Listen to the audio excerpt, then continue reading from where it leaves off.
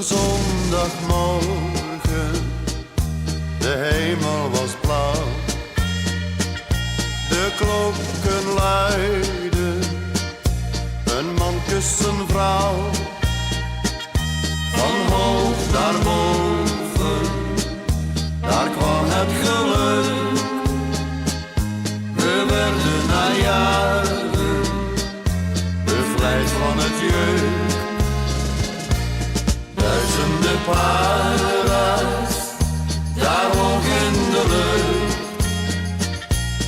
joegen de vijand voorgoed op de vlucht.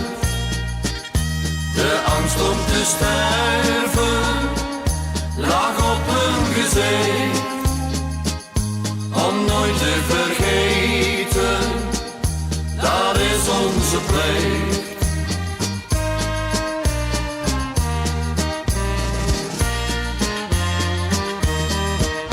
Na jaren kwam hij nog eenmaal terug. Hij wist de mensen vergeten zo vlug. Maar hij kreeg bloemen als dank voor zijn strijd.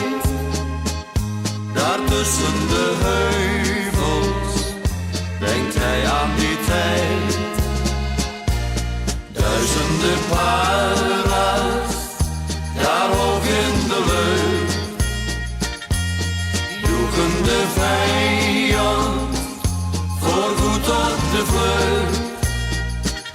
De angst om te sterven lag op hun gezicht, om nooit te vergeten, dat is onze plicht.